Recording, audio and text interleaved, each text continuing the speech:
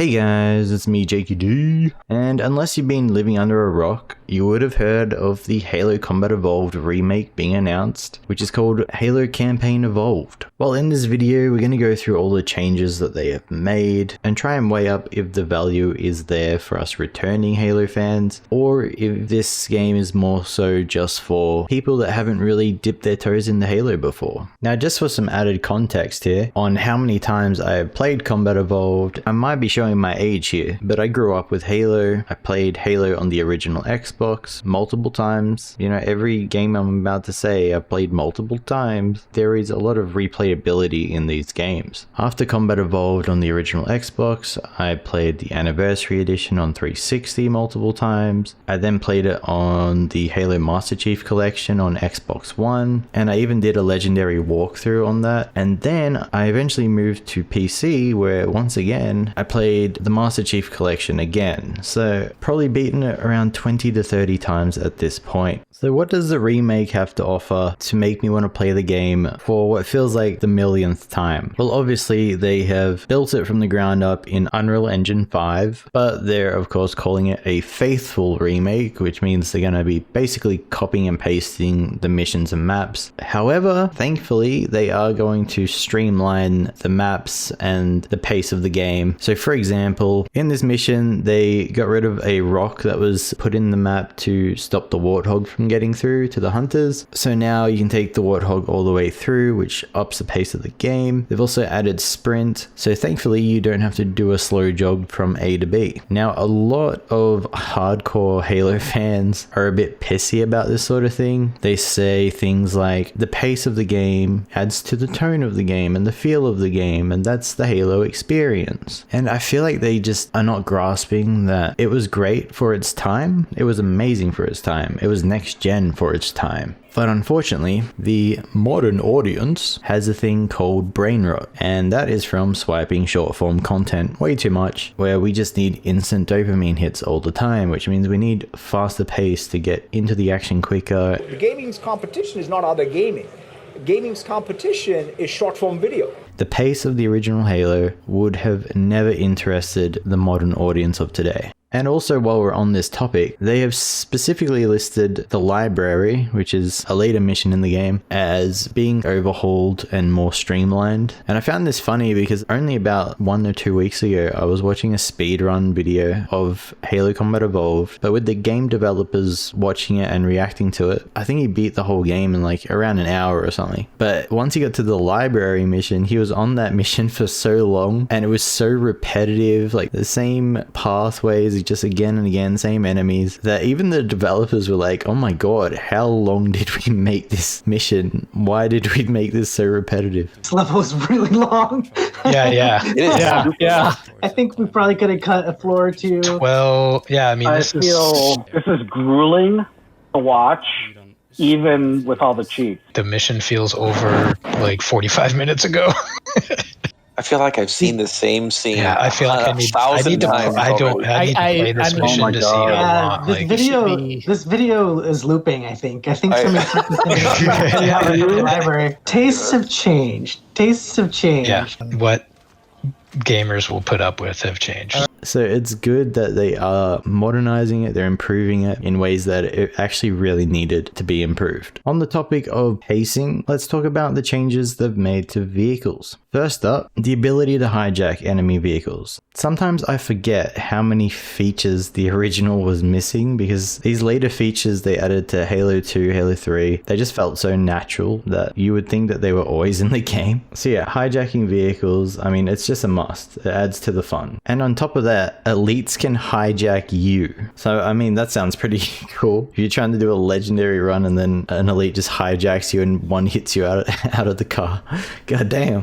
And you can also, for the first time, pilot Wraiths, which apparently were also only drivable in Halo 2 and beyond. Again, it's just another thing that feels natural. You should be able to do it. Another vehicle change or addition that they've added is a 4th seat to the Warthog, because they've added 4-player co-op, which is pretty insane. They have stated that they will have to make certain areas of missions and maps bigger to accompany for 4-player co-op. So it will be interesting how well that is going to be implemented into the game, as well as obviously the difficulty of the game will be amplified with how many people are playing to try and balance it out correctly. So it'll be interesting to see if they get it right. I mean, chances are they won't get it right straight away, but they can update it and make tweaks. As long as the game is stable enough to play, that is like the main thing, right? It's not like Unreal Engine 5 has a great reputation at this point, but surely developers are getting the hang of it by now, right? Next, they are adding new weapons to the game. Again, these are like staple weapons that should have been there from the get-go, such as being able to actually use the energy sword. They're adding the battle rifle and needle rifle so we can get them headshots. Yeah, because I'm pretty sure the only headshot weapon in Combat Evolved was the Magnum, right? I mean, yeah, that's definitely was not enough. You know, we're all headshot addicts at this point, especially on them grunts. They're also apparently adding fuel rod cannon and sentinel beam. Just another couple of staples. I mean, grunts with fuel rod cannons, man, that's always a fun time. On Legendary, oh my god, it is a nightmare and I love it. And more on the topic of weapons, can we just talk about real quick the needler ammo counter? Why is there 3 ways on my screen right now to tell how much ammo is in the bloody gun? You've got the ammo counter, you've got the ammo counter, and you've got the ammo. It's a bit overkill. Get rid of the back of the gun screen. What the hell is that? That's shit. You can clearly see the ammo as it's getting used. It's always been a thing in Halo. Anyway, look, I don't want to be on the small detail for too long.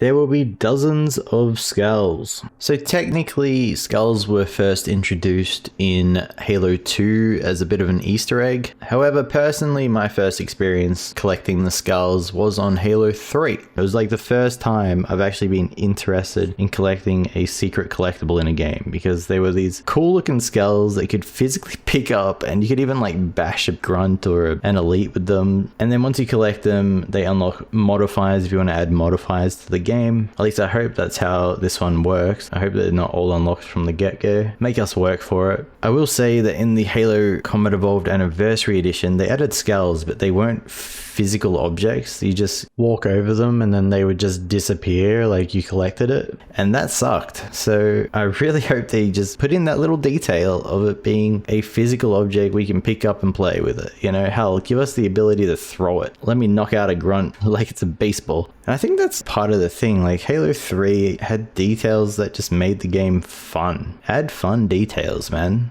An example where they're being pretty lazy is in the original game, you used to be able to go out into the water in the silent cartographer, but in this remake, apparently they've just blocked it off with an invisible wall, so you can't go in the water anymore, where they had an opportunity to create a fun detail behind it. Like your Master Chief, you're in a full body armor suit which can withstand space. You're definitely going to be able to go into the ocean, and if you go too far, maybe a creature comes out and eats you or something like that. Like they could have just been a bit more creative and fun, right? I mean, they are adding creatures such as crabs along the beach. They may as well add a massive creature in the water that'll eat you. Why not? They also made a comment that this game will have the most skull modifiers of any Halo. And so if you want to try and do a LASO, which is legendary campaign with all the skull modifiers on, they think it's going to be impossible. So I think the communities that like that sort of challenge, like the speedrunning community, I think they're going to have a blast getting destroyed on that. Now, I think the inspiration for them adding so many skulls and trying to make the LASO challenge so difficult was because I think it was back in 2022, Moist Critical, he had set out a bounty for someone to complete a deathless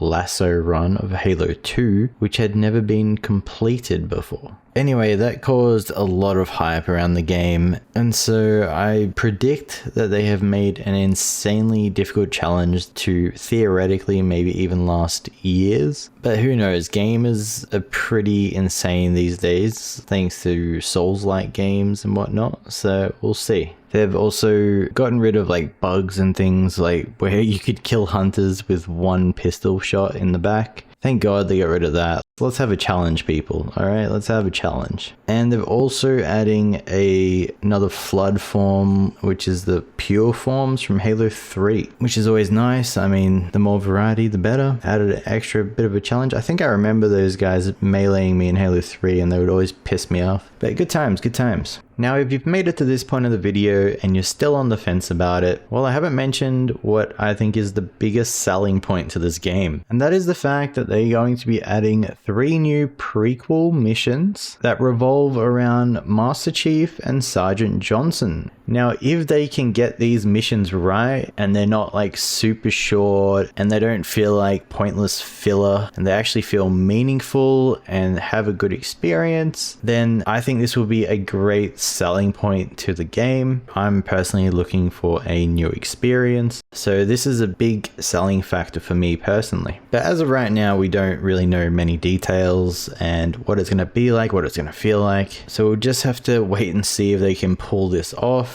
So what are my final thoughts on the game? Well, at first I was worried that there wasn't going to be much of a new experience here, but after seeing what they're doing and modernizing everything, including the pace of the game, they're adding new vehicle interactions and the Wraith, and they're adding new weapons, and they're adding new missions, and the game looks fantastic from what they've shown. This has definitely piqued my interest, which I didn't think it was going to, but it has, and I think making this video has helped me understand that, wow, I'm actually interested.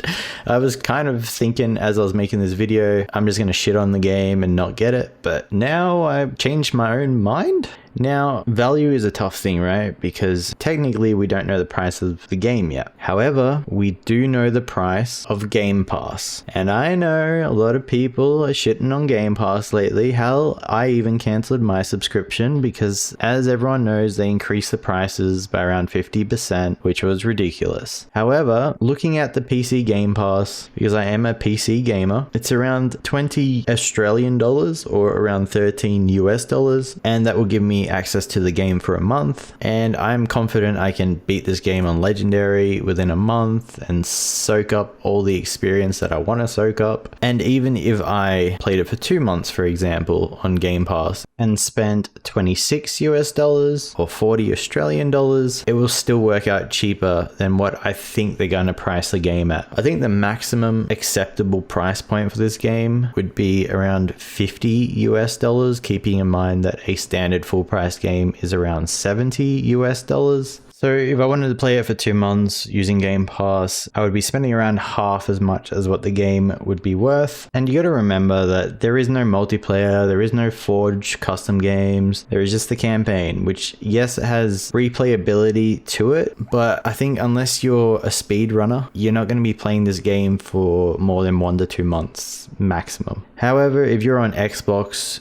and you wanted to get on Game Pass, you would have to spend over twice as much on Xbox Game Pass Ultimate to get access to this game, which is around 30 US dollars a month, in which case you would consider actually buying the game at that price point. There are, of course, a lot of other factors to take into consideration when looking at the value here, such as Game Pass will most likely be increased once again next year, and they'll probably time it before Halo's release just to pee us off, as well as are there any other Game Pass games that you will also play alongside Halo, because that will add to the value that you're getting out of Game Pass. But yes, from everything that I can judge on right now, this game is worth my time and money, at least on PC. So tell me, is the value here for you personally? And do you think Xbox have the audacity to try and sell this game at the full price, 70 US dollar price tag? Surely not, right? However, there would be some logic behind this because for the first time Halo's coming to PlayStation and there's no Game Pass on PlayStation yet. So will they try and squeeze PlayStation gamers by setting the price point at ridiculous heights? Surely not, because you cannot bring the dead back to life at full price. And Halo has been dead for a long time at this point. Please try and breathe new life into this game, into this series, by bringing an audience to it. And to do that, you need good value.